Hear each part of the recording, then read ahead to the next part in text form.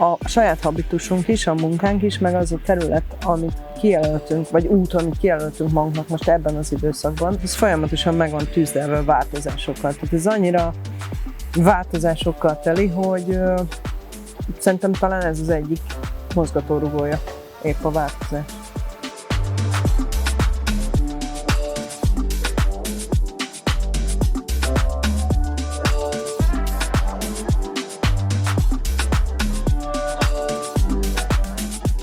Én alapvetően alkotóembernek gondolom magam.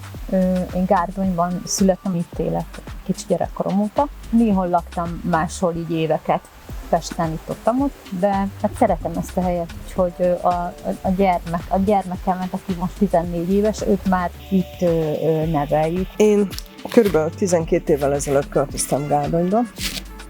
Mi Írországból költöztünk ide, és ott született a 2 gyerekem, és akkor kezdtem azon gondolkozni, ha hazajövök, akkor mihez kéne kezdeni.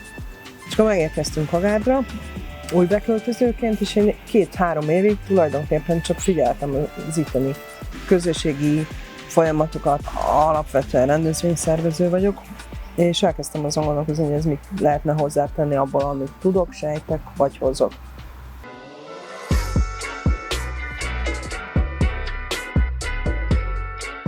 Ők tulajdonképpen az egyetlen csapat, akik hivatalosan meggyőztek minket, hogy 2 személlyel vagy 2 személlyel szerződjünk, ne egy személlyel. Adri és Klári elképesztően kreatív és elképesztő energiájú kombót ad, és tényleg külön-külön is nagyon értékesek, de így egyben egy olyan szinergiát hoznak be a közösségbe, amit kár lett volna kipontozni a saját szabályaink miatt. Ők ebben iszonyú erősek, hogy hogyan írassák át a környezetükkel a normáikat és a szabályaikat.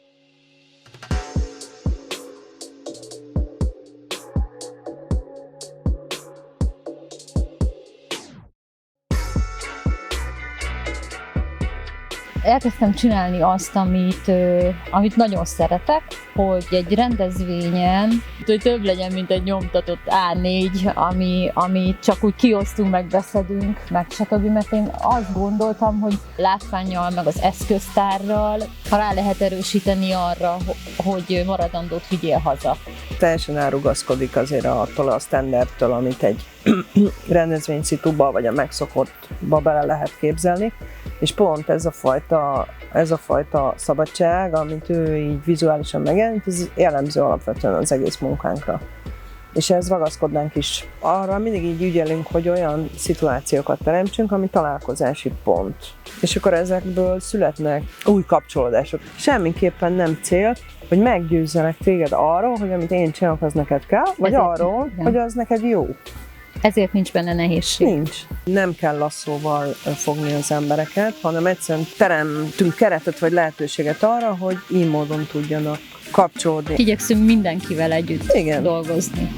Ahol igény van, vagy ahol valós tartalom tud születni. Igen. Még nem láttam 2 embert ilyen jó szimbiózisban működni egymással. Hogy tényleg mindig jókor egészítik ki egymást, tényleg mindig jókor szólnak bele egyikük abban, amit a másik mond. Ők tényleg ketten vannak egyedül. Nekem a Kisváros program egy olyan reménysugár, hogy van olyan támogatás ezek szerint a világban, ami észszerű, logikus, életszerű, és arra van, amire kell, és arra is használjuk fel. Tehát annyira tiszta ügy.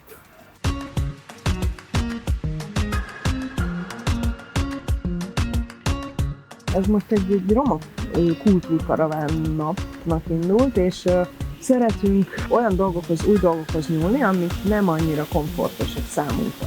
Furán van reprezentálva ez a kérdés nálunk, úgyhogy ezt kapargatjuk most egy kicsit. Hogyan nyúlsz a cigány témához egy ilyen közép-magyarországi, gazdagnak mondható infrastruktúrával, munkával jól ellátott településen. Van benne egy provokáció, de a szó legjobb értelmében.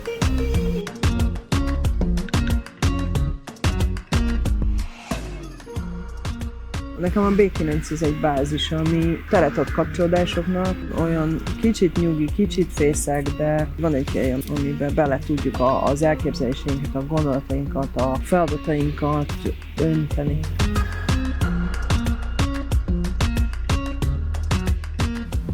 Nagyon jó helyen van. Pest közel van, Fehérvár közel van, saját tava van, 5 percre egy erdő van, minden van. Én amikor gyerekkoromban láttam ilyen babakocsit tolgató néniket, biztos, hogy nem fog itt élni. De aztán rá kellett jönnöm, hogy de hogy itt nagyon jó élni. A Velencei tó partján lévő városok, egyrészt ilyen elképesztő módon össze vannak nőve, másrésztről meg a Velencei tóval történő elmúlt 1-2 évben zajló krízis, meg az elhibázott vagy nem teljesen végiggondolt fejlesztési beavatkozások azért meglehetősen próbára teszik a helyi lakosságot. Ők még azt nem mindig így nagyon kompakt képet adnak arról, hogy éppen mi történik náluk, de hogy ilyen egészen érzékeny módon tapogatják le így a helyi közösségnek a kis apró rezdüléseit, és jól adják vissza. A motivációm az abban rejlik, hogy amíg a többiek ezt élvezik, addig akkor erre van szükség, és akkor ez jó. Mivel én Gárdonyban élek, vagyis éltem mindig, ezért én 3 év múlva, nekem Gárdony a család, az otthon. Nekem oké, ha 3 év múlva ugyanez a Gárdony van. Én boldog lennék, ha egy sokkal... Olyat nem lehet kérni, hogy kisebb legyen, de talán csendesebb, igen. Értsd jól. Tehát a csend az nem baj, ez az örök, harsány, harsogó, követelőző, nyuglődő, ez elcsendesedhetne egy kicsit. Szeretnék minél több embert belerántani az alkotó folyamatokba, mert nagyon jót csinálni, és nagyon-nagyon sokat segít. Mindenkinek máshogy, de ezt csinálni kell.